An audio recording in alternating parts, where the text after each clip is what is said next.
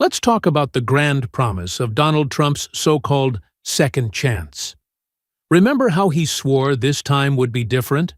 That his return to power would finally bring stability? That the adults in the room nonsense wouldn't even be necessary because he had learned, he had grown, he would surround himself with the best people? Yeah. 10 months in, we're not looking at stability. We're not looking at competence. We're looking at a demolition derby of government institutions, an administration that eats its own alive. If his first 4 years were a circus, this is the Hunger Games.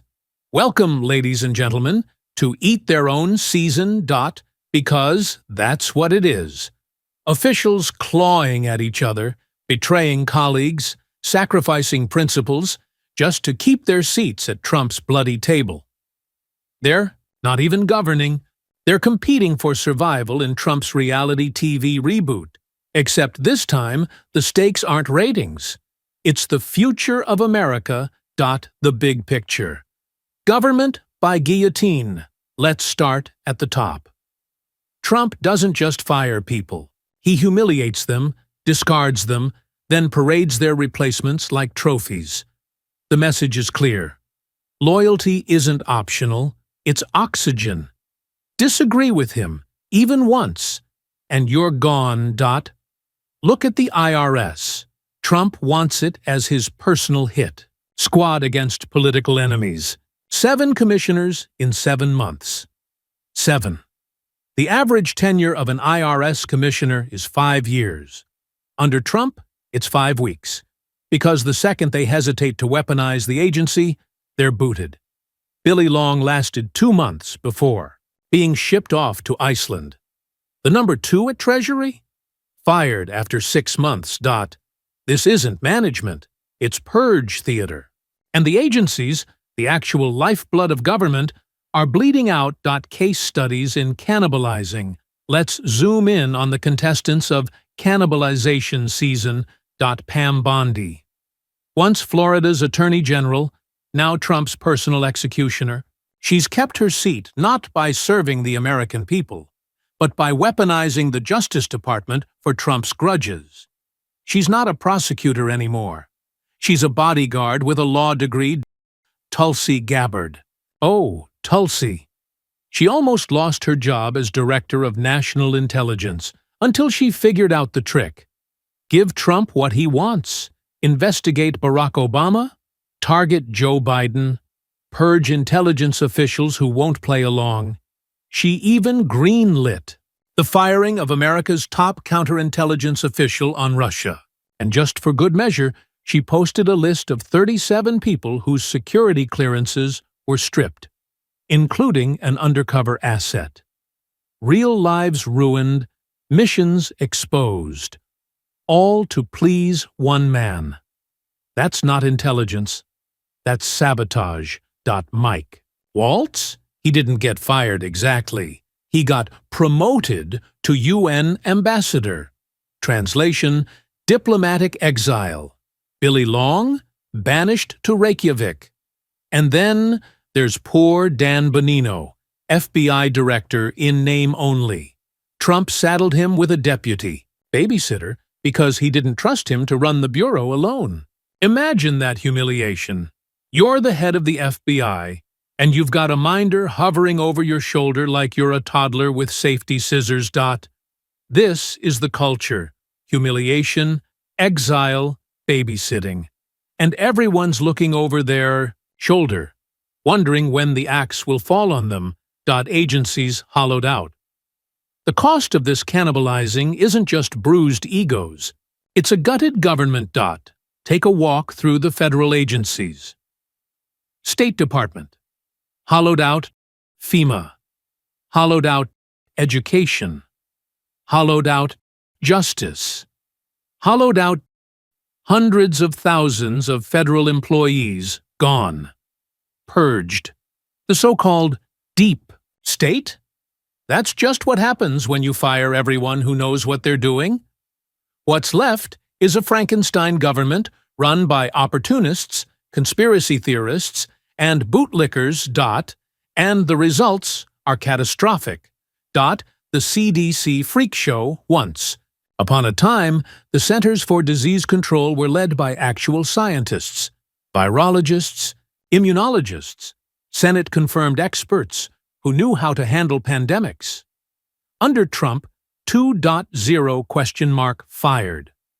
Replaced with, you can't make this up, a private equity investor from Peter Thiel's orbit. A man with no medical degree, no PhD, no scientific training.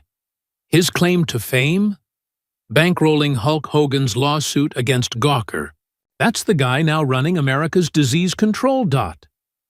And as if that weren't enough, Trump stacked the leadership with RFK Jr., a vaccine skeptic, a lawyer with zero epidemiological background, and a conspiracy hobbyist who thinks his gut is smarter than medical data. Public health has become open mic night for science denial. It's not just embarrassing, it's dangerous. FEMA, the military, and beyond FEMA, an agency that exists to respond to natural disasters. Hurricanes, wildfires, floods.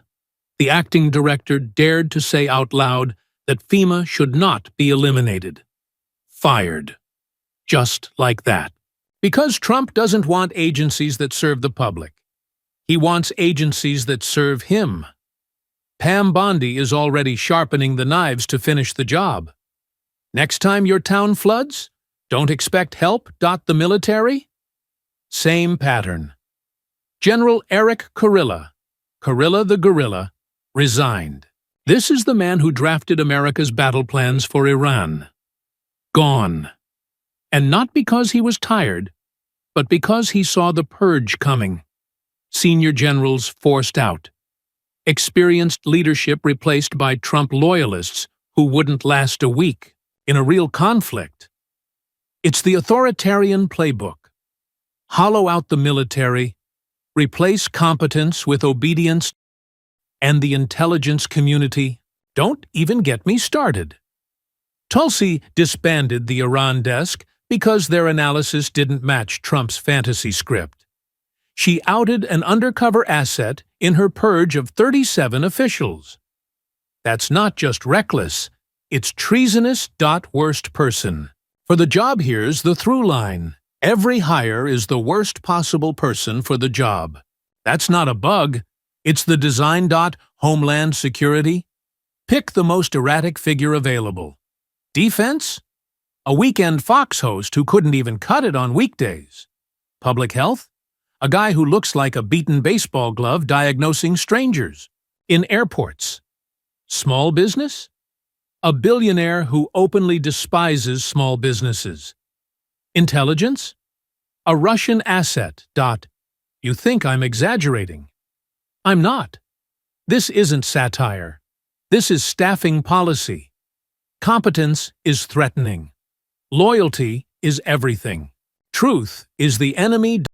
The portraits and the propaganda.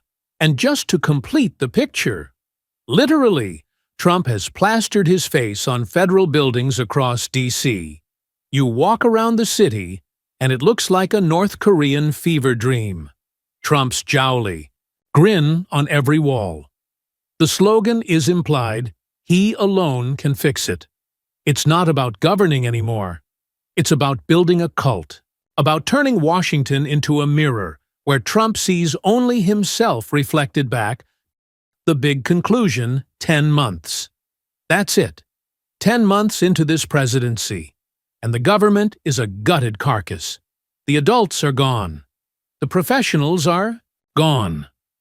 What's left is a Frankenstein state stitched together from loyalists, zealots, and opportunists. This isn't random chaos. This isn't incompetence by accident. This is deliberate. It's Trump's design. Hollow out the state. Replace experts with sycophants. Punish truth. Reward loyalty. Build a cult of personality. And burn the rest to the ground. And if this is Act 1, imagine what Act 3 looks like. And that's why we cover it on this channel. Every day. On YouTube, On audio, we document the firings, the purges, the authoritarian creep.